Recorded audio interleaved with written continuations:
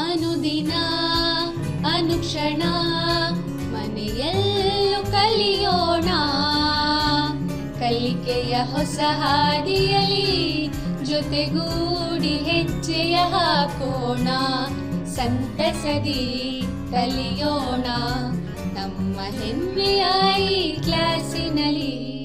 Yes, sir. Yes, teacher. Present, ma'am. तुम्हा सर्वांचं मी श्री विनायक पाटील शिक्षक सरकारी उच्च प्राथमिक मराठी शाळा नावगे तालुका जिल्हा बेळगाव. आज आपण इयत्ता 7वी वर्गातील समाज विज्ञान विषयातील स्वातंत्र्य चळवळ हा शेवटचा घटक आज आपण पाहणार आहोत. मित्रांनो, आपण यापूर्वी भारतीय स्वातंत्र्याच्या चळवळीचा इतिहास सविस्तर पाहिलेला आहे. भारतीय स्वातंत्र्याची चळवळ कशी सुरू झाली, त्याची कारणं काय होती, त्याचं स्वरूप काय होतं, त्याचे परिणाम काय झाले आणि या स्वातंत्र्य चळवळीनंतर ही स्वातंत्र्य चळवळ पुन्हा एकदा संविधानात्मक मार्गावरती पुढे चालू झाली, ती कशा पद्धतीनं चालू झाली याही गोष्टीचा अभ्यास मागील काही तासांमधून आपण केलेला आहोत. आज स्वातंत्र्य चळवळीतील पुढचा टप्पा म्हणजेच मागील तासांमध्ये आपण भारतीय स्वातंत्र्य चळवळ ही 2 टप्प्यामध्ये पाहिलेली होती. पहिला टप्पा भारतीय राष्ट्रीय काँग्रेसच्या स्थापनेपासून म्हणजेच सामान्य शक 1885 ते 1919 हा एक टप्पा आणि त्यानंतर 1919 ते 1947 हा दुसरा टप्पा अभ्यासलेला आहोत. दुसऱ्या टप्प्यामध्ये आपण गांधीजींच्या कार्याविषयी माहिती घेतलेली आहे. गांधीजींचा राजकीय उदय कशा पद्धतीनं झाला, राजकीय कार्य, त्यांनी केलेल्या चळवळी, या सगळ्या गोष्टी आपण सविस्तरपणे मागच्या तासामध्ये पाहिलेल्या आहोत. आज यातीलच पुढील भाग आपण पाहणार आहोत. चला तर मग आजच्या पाठाला सुरुवात करूया.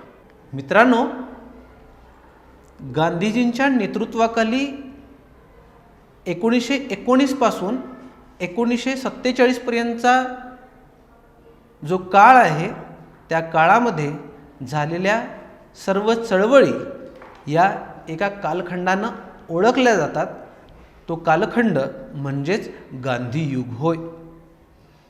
गांधी युगातील शेवटचा टप्पा म्हणजेच छोडो भारत चळवळ किंवा त्यालाच आपण चले जावची चळवळ असं म्हणून संबोधतो.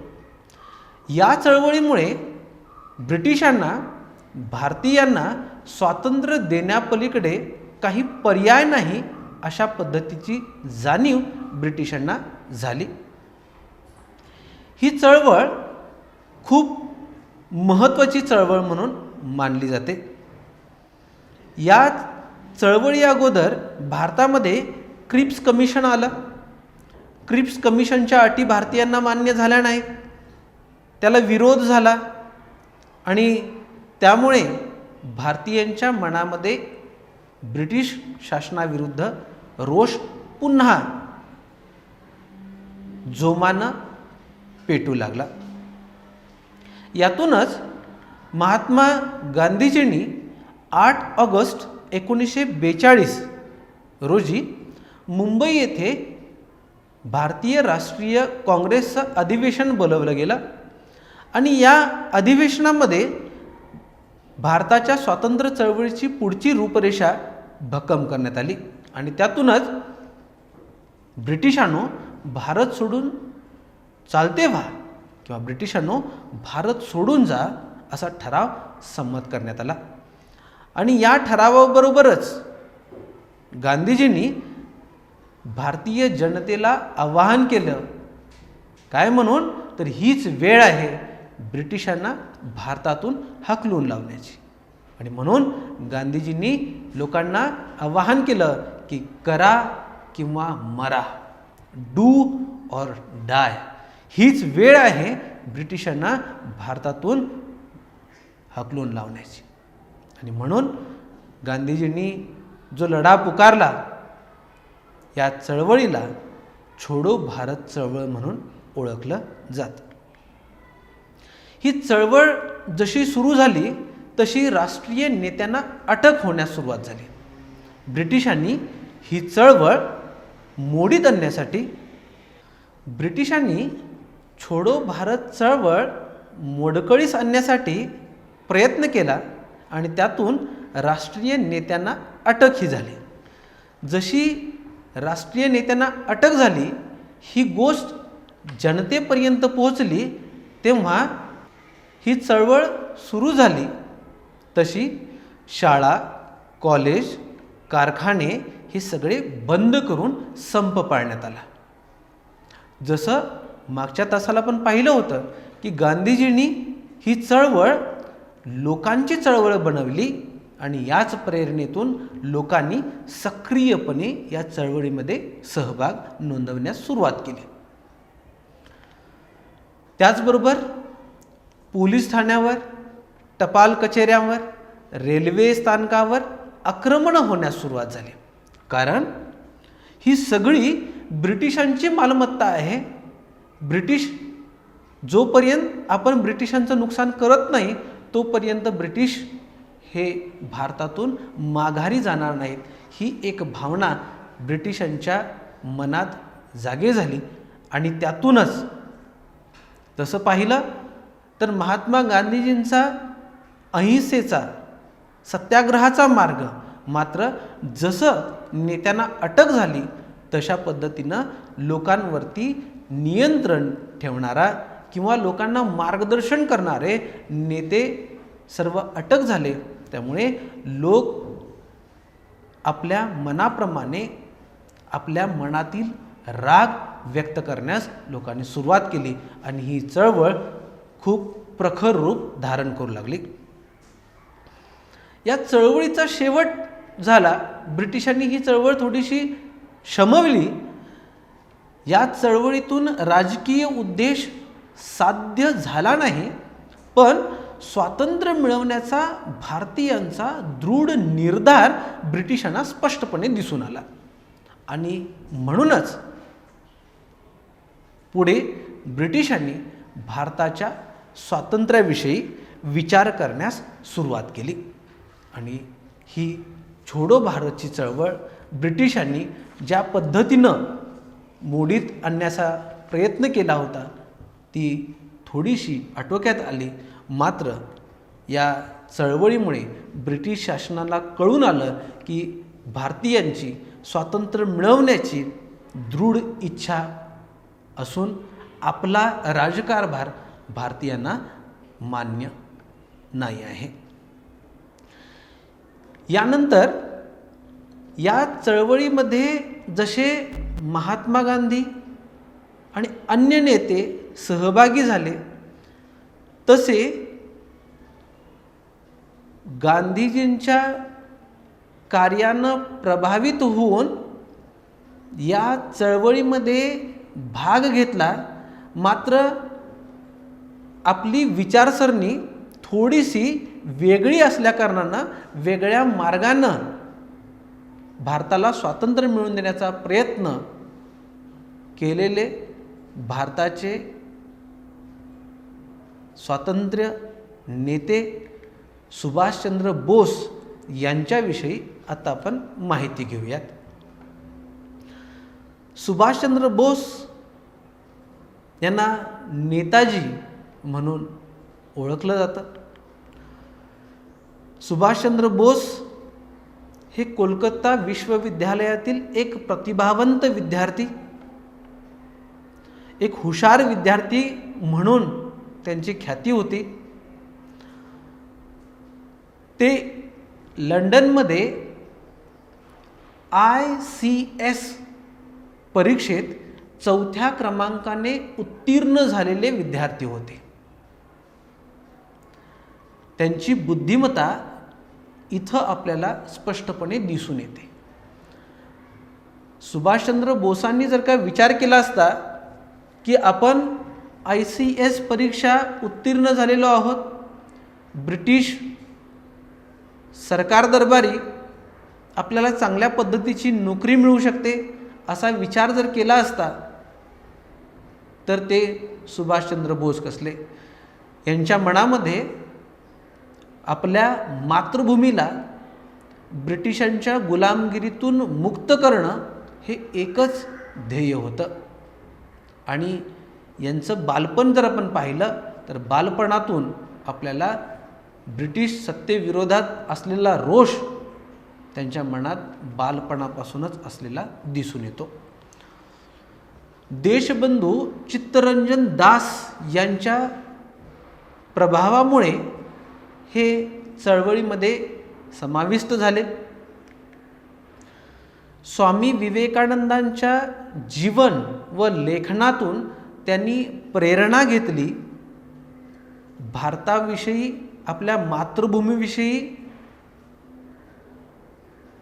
प्रेम त्यांच्या मनामध्ये स्वामी विवेकानंदांच्या साहित्याचं वाचन करून अधिक दृढ झालं. सुभाषचंद्र बोस यांच्या मनामध्ये गांधीजींबद्दल अपार आदर होता, मात्र राजनीतीस विरोध होता.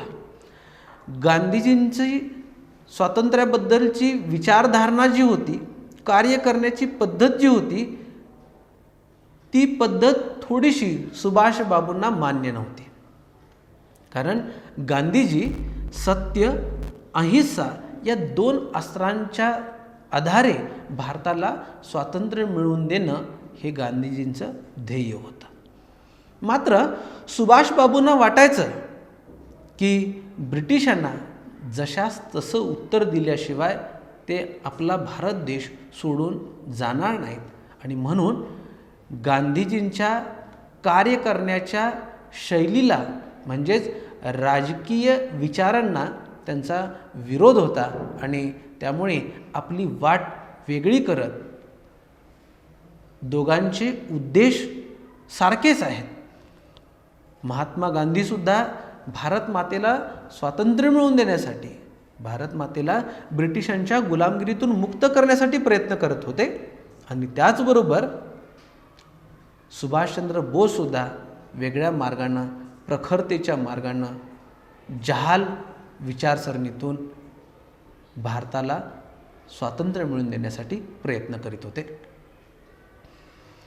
त्यांनी याच वैचारिक वादातून 1939 मध्ये काँग्रेसच्या अध्यक्षपदाचा राजीनामा दिला आणि त्यानंतर फॉरवर्ड ब्लॉक नावाची संघटना सुभाषचंद्र बोस यांनी स्थापन केली. ब्रिटिशांचं राजकारण हे व्यवस्थित समजून घेत सुभाषचंद्र बोसांनी आपली वाट ही निश्चित केली. त्यांचे विचार प्रखर होते, त्यांचं कार्य प्रखर होतं आणि ब्रिटिशांना याची जाणीव झाली. आणि आपलं होणारं भविष्यातलं नुकसान टाळण्यासाठी म्हणून ब्रिटिशांनी सुभाषबाबूंना त्यांच्याच घरी नजरकैदेत ठेवलं. मात्र सुभाषचंद्र बोस यांनी या नजरकैदेतून अगदीच रहस्यमय सुटका करून घेऊन पेशावर, काबूल मार्गाने मॉस्को व तिथून जर्मनीच्या बर्लिन शहरात सुभाषचंद्र बोस पोचलेले आहेत. भारताला स्वातंत्र्य करणं, मग त्यासाठी कुठल्याही मार्गाला किंवा कुठल्याही स्तराला जाऊन पोचणं ही सुभाषबाबूंची इच्छा होती. आपली चांगली नोकरी सोडून ब्रिटिशांना भारतातून परतवून लावण्यासाठी म्हणून सुभाषबाबूंनी आपलं कार्य अखंडपणे चालू ठेवलं. भारतातून ते जर्मनीच्या बर्लिन शहरात पोचले. तिथे त्यांनी हिटलरची भेट घेऊन करार केला. कारण ब्रिटिश सत्तेला विरोध करण्यासाठी हिटलरसारख्या बलाढ्य सहकार्याची गरज होती याची जाणीव सुभाषबाबूंना होती आणि म्हणून सुभाषबाबूंनी हिटलरशी करार केला आणि करार करून भारताला स्वातंत्र्य करण्यासाठी हिटलरच्या मदतीतून कार्य करण्याची इच्छा त्यांनी दाखवली. आणि तिथून त्यांनी जपान गाठलं आणि जपानमधील 40,000 भारतीय युद्धकैदी जे होते, जे युद्धकैदी ब्रिटिशांच्या बाजूनं लढत होते, त्या 40,000 भारतीय सैनिकांना जपाननं युद्धकैदी म्हणून बंदिस्त करून ठेवलं होतं. त्या युद्धकैद्यांना घेऊन मोहन सिंग यांच्या नेतृत्वाखाली भारतीय राष्ट्रीय सेनेची स्थापना सुभाषबाबूंनी केलेली आहे. त्यानंतर सुभाषचंद्र बोस यांनी 1943 मध्ये सिंगापूरला येऊन INA Indian national army, INA म्हणजेच भारतीय राष्ट्रीय सेना, आणि या भारतीय राष्ट्रीय सेने स्वतंत्र भारताचं हंगामी सरकार सुभाषबाबूंनी स्थापन केलं. आणि या सरकाराला जर्मनी, जपान, इटली या देशांनी मान्यतासुद्धा दिली.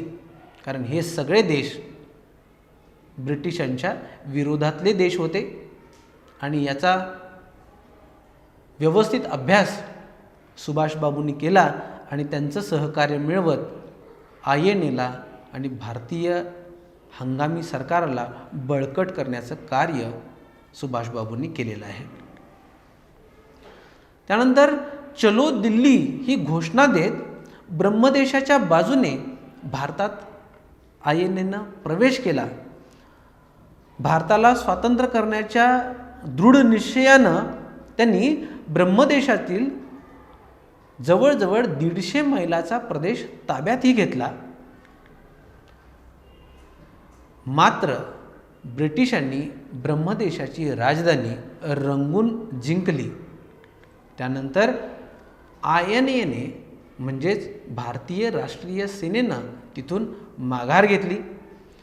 त्याचबरोबर दुसऱ्या जागतिक महायुद्धामध्ये जपानवरती जो अणुबॉम्बचा हल्ला झाला, हिरोशिमा आणि नागासाकी ही 2 शहरं जपानची उद्ध्वस्त झाली. तिथून 1945 मध्ये जपानने या लढ्यातून शरणागती पत्करली. 1945 मध्ये जपान शरण आलं आणि तिथून INAला सुद्धा खूप मोठा धक्का बसला. त्यामध्येच 18 ऑगस्ट 1945 रोजी विमान अपघातात नेताजींचा मृत्यू झाला आणि इथून भारतीय राष्ट्रीय सेनेचं नेतृत्व खऱ्या अर्थानं संपुष्टात आलं. सुभाषबाबूंनी जाज्वल्य राष्ट्रभक्ती दाखवत अगदी जहालपणे ब्रिटिशांना विरोध करत भारतीयांच्या मनामध्ये राष्ट्रप्रेम, मातृभूमीविषयी आदर आणि स्वातंत्र्याची इच्छा जागरूक केली. अशा या सुभाषचंद्र बोस यांचा मृत्यू विमान अपघातात 18 ऑगस्ट 1945 रोजी झाला असं सांगण्यात येतं. तुम्ही मला रक्त द्या, मी तुम्हाला स्वातंत्र्य देतो अशी घोषणा करत एक प्रखर राष्ट्रभक्ती दाखवत आपलं सुखी जीवन झिडकारत मातृभूमीला स्वतंत्र करण्याच्या हेतूनं कार्य करत सुभाषबाबूंनी आपलं सबंध आयुष्य देशासाठी खर्च केलं. तर विद्यार्थी मित्रांनो, हे होते नेताजी सुभाषचंद्र बोस. नेताजी सुभाषचंद्र बोसांबरोबरच आणखीन एक महत्त्वाची व्यक्ती आपण पाहणार आहोत, ती म्हणजेच डॉक्टर बाबासाहेब आंबेडकर आणि त्यांच्या चळवळी. मित्रांनो, जसं राजकीय स्वातंत्र्य भारतीयांना मिळावं म्हणून चळवळ होत होती, त्या राजकीय स्वातंत्र्याच्या चळवळीत माणसाला माणूस म्हणून जगण्याचा म्हणजेच सामाजिक स्वातंत्र्याचा प्रश्न डॉक्टर बाबासाहेब आंबेडकरांनी समोर आणला. यांना भारतीय संविधानाचे शिल्पकार म्हणून ओळखले जाते. या भारतीय संविधानाच्या शिल्पकारांचा जन्म 14 एप्रिल 1891 मध्ये महू येथे झाला. त्यांच्या वडिलांचं नाव रामजी सकपाळ आणि आईचं नाव भीमाबाई असं होतं. बाबासाहेब आंबेडकरांचं प्राथमिक शिक्षण हे त्यांच्या स्थानिक शाळेत झालं आणि तिथून त्यांचं शिक्षण बॉम्बेच्या एल्फिन्स्टन विद्यालयात झालं. त्यांचं उच्च शिक्षण लंडन स्कूल ऑफ इकॉनॉमिक्स विश्वविद्यालय America PhD LLD bar at law असं शिक्षण त्यांचं झालं. हे परदेशी शिक्षण झालं. या शिक्षणाच्या जोरावर त्यांनी आपलं कार्य पुढे चालू ठेवलेलं आहे. बाबासाहेब आंबेडकरांचं कार्य आपण पाहू. भारताला स्वातंत्र्य मिळवून देण्याबरोबरच सामाजिक स्वातंत्र्य मिळवून देणं हे सुद्धा आपलं कर्तव्य मानत बाबासाहेबांनी कार्य केलेलं आहे. सामाजिक असमानता दूर करण्यासाठी संविधानात्मक मार्गावरती बाबासाहेबांनी विश्वास ठेवला. सामाजिक असमानता माणसातील असलेले भेद दूर करायचे असतील तर त्याला संविधानात्मक मार्ग गरजेचा आहे असा त्यांचा विश्वास होता. दलित आणि शोषितांना राजकीय प्रतिनिधित्व मिळाल्यासच त्यांचा विकास होईल हाच त्यांचा दृढ विश्वास होता. बाबासाहेबांचं कार्य पाहत असताना महाडचा सत्याग्रह, नाशिकचे कलाराम देवालय प्रवेशची चळवळ हे महत्त्वाचे चळवळी आपल्या नजरेसमोर येतात. बाबासाहेबांनी मूकनायक, बहिष्कृत भारत या पत्रकांचं संपादक पद सांभाळलेलं आहे. या पत्रकातून भारतीयांच्या मस्तकामध्ये सामाजिक समानता भक्कम करण्यासाठी बाबासाहेबांनी प्रयत्न केलेला आहे. त्यांनी बहिष्कृत हित रक्षण सभा नावाची एक संघटना स्थापन केली. दलितांचे प्रतिनिधी म्हणून लंडन येथे 3ऱ्या गोलमेज परिषदेत त्यांनी सहभाग घेतला. आपण मागच्या तासाला पाहिलेलं आहे की भारतीयांना आपल्या विश्वासात घेण्यासाठी म्हणून ब्रिटिशांनी लंडन येथे 3 गोलमेज परिषदा घेतल्या. तेथील 3ऱ्या गोलमेज परिषदेमध्ये दलितांचे प्रतिनिधी म्हणून बाबासाहेब आंबेडकर या 3ऱ्या गोलमेज परिषदेमध्ये सहभागी झाले. गांधी आणि आंबेडकर यांच्यामध्ये पुणे करार झाला. हा करार का झाला? कारण ब्रिटिशांनी जी फोडा आणि राज्य करा ही नीती होती, या फोडा आणि राज्यकरणा नीतीतून पहिल्यांदा आपण पाहिलं की बंगालची फाळणी केली. त्याचबरोबर भारतीयांच्यामध्ये आणखी फूट पडावी म्हणून बंगालच्या फाळणीला भारतीयांनी विरोध केलाच, मात्र भारतातील जी जाती व्यवस्था होती त्याचा फायदा ब्रिटिशांनी घेत भारतीयांच्यामध्ये फूट पाडण्याचा प्रयत्न ब्रिटिशांनी केला. दलित वर्गाला स्वतंत्र मतदार संघ किंवा मतदार क्षेत्र उपलब्ध करून देणे हा ब्रिटिशांचा जो प्रस्ताव होता त्या प्रस्तावाला महात्मा गांधीजींनी विरोध केला. कारण जसं लॉर्ड कर्झननं बंगालची फाळणी करून हिंदू मुस्लिम यांच्यामध्ये तेढ निर्माण करण्याचा प्रयत्न केला होता, ही चळवळ कुठेतरी कमकुवत बनवण्याचा प्रयत्न केला होता, तशाच पद्धतीनं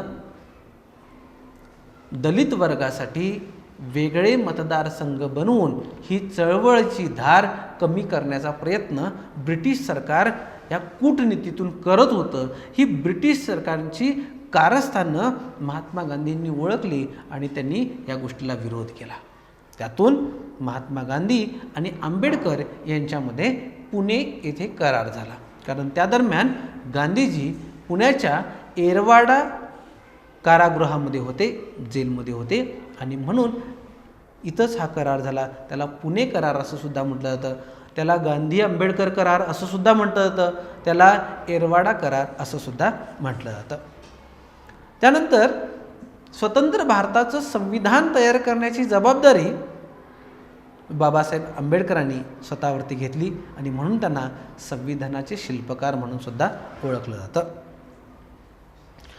ते स्वतंत्र भारताचे पुढे जाऊन कायदा मंत्री झाले. अशा डॉक्टर बाबासाहेब आंबेडकरांचं निधन 6 डिसेंबर 1956 रोजी झालं.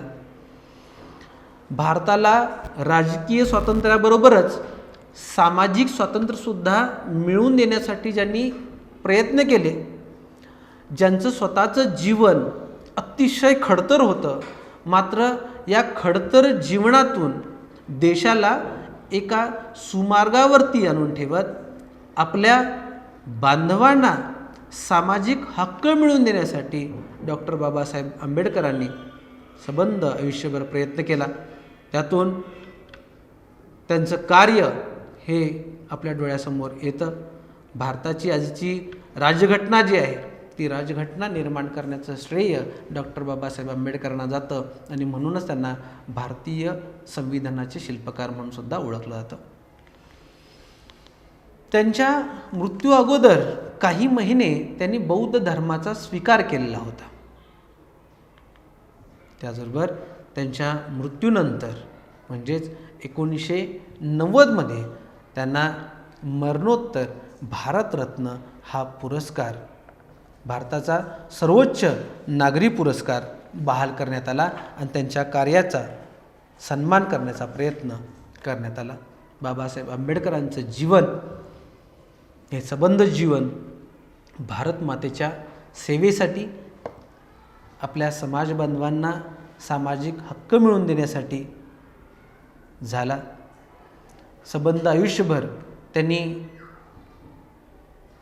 जे काही त्रास सहन केले त्या त्रासातून पुढे एक भारत देशाला एका व्यवस्थित सुरक्षित संविधानात्मक मार्गावरती आणून ठेवण्याचं खूप मोलाचं कार्य डॉक्टर बाबासाहेब आंबेडकरांनी केलेलं आहे. त्यानंतर शिक्षण, संघटना आणि चळवळ म्हणजेच सुशिक्षित व्हा, संघटित व्हा आणि चळवळ करा, जेणेकरून आपले हक्क मिळवा, ही एक भावना प्रत्येकाच्या मनामध्ये रुजवण्याचं कार्य डॉक्टर बाबासाहेब आंबेडकरांनी केलेलं आहे. यानंतर काही समाजवादी नेते आपण पाहणार आहोत. सामान्य शक 1930च्या दशकात काँग्रेसमध्ये समाजवादी विचारांच्या प्रसाराला सुरुवात झाली. 1934च्या अधिवेशनात स्पष्टपणे समाजवादी गट निर्माण झालेला दिसून येतो. त्यांनी काँग्रेस सोशालिस्ट पक्षाची स्थापना होऊन हा समाजवादी गट स्पष्टपणे दिसू लागला. त्याचे महाकार्यदर्शी हे जयप्रकाश नारायण हे होते. तसेच आचार्य नरेंद्र जवाहरलाल नेहरू, राम मोहन लोहिया, अरुणा असफ अली इत्यादी त्यांचे नेते होते.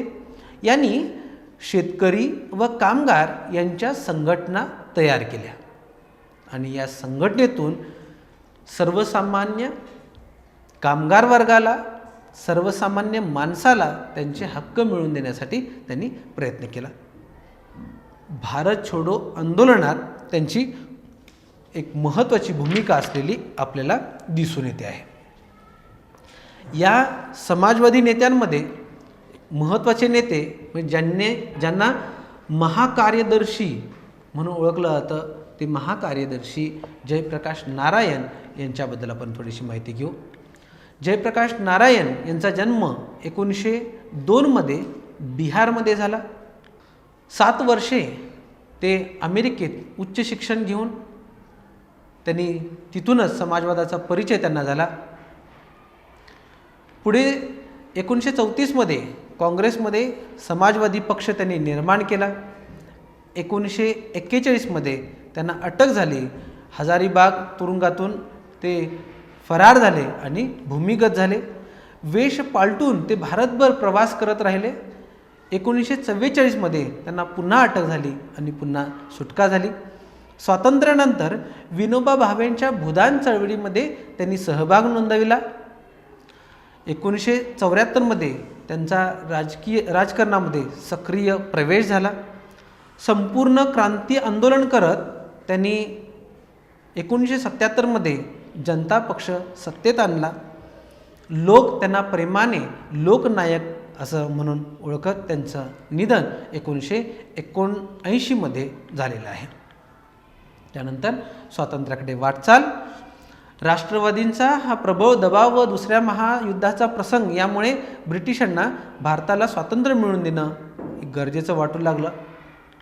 त्याशिवाय पर्याय नाही हेही जाणीव झाली. 1945 मध्ये इंग्लंडमध्ये मजूर पक्ष अधिकारावरती आला. सरदार वल्लभभाई पटेल, मौलाना अब्दुल कलाम आझाद आणि जवाहरलाल नेहरू यांनी निर्णायक निर्धार केला. 1946 मध्ये ब्रिटिश सरकारने कॅबिनेट आयोग भारतात पाठविले. त्याच दरम्यान जिन्नांच्या नेतृत्वाखाली स्वतंत्र पाकिस्तानाची मागणी होऊ लागली आणि 3 जून 1947 रोजी 34वे गव्हर्नर जनरल माउंटबॅटन यांनी भारताची फाळणी व भारताचे अधिकार हस्तांतरित करण्याची घोषणा केली आणि 15 ऑगस्ट 1947 रोजी भारत स्वतंत्र झाला आणि स्वतंत्र भारताचे पहिले पंतप्रधान म्हणून पंडित जवाहरलाल नेहरू यांना ओळखलं जातं. स्वतंत्र भारताचे पहिले पंतप्रधान पंडित जवाहरलाल नेहरू हे झाले. त्यानंतर विद्यार्थी मित्रांनो, थोडेसे आजच्या पाठावरती आपण मूल्यमापन करूया. भारत छोडो चळवळीत गांधीजींनी जनतेला कोणते आवाहन केले? बरोबर, करा किंवा मरा. त्यानंतर पुढचा प्रश्न, फॉरवर्ड ब्लॉक ही संघटना कोणी स्थापन केली? बरोबर, सुभाषचंद्र बोस. त्यानंतर जयप्रकाश नारायण यांना लोकांनी प्रेमाने कोणते नाव दिले? अगदी बरोबर, लोकनायक. तर विद्यार्थी मित्रांनो, आजच्या या पाठामध्ये होणार आहोत तुमच्यासाठी थोडासा गृहपाठ. डॉक्टर बाबासाहेब आंबेडकरांच्या कार्याविषयी सविस्तर माहिती तुम्ही गोळा करायची आहे आणि तुम्ही ती लिहायची आहे. तुम्हाला सर्वांना आजचा हा पाठ समजला, नक्कीच समजला असणार. धन्यवाद. अनुदिना अनुक्षणा ಮನೆಯಲ್ಲೂ ಕಲಿಯೋಣ, ಕಲಿಕೆಯ ಹೊಸ ಹಾದಿಯಲ್ಲಿ ಜೊತೆಗೂಡಿ ಹೆಜ್ಜೆಯ ಹಾಕೋಣ.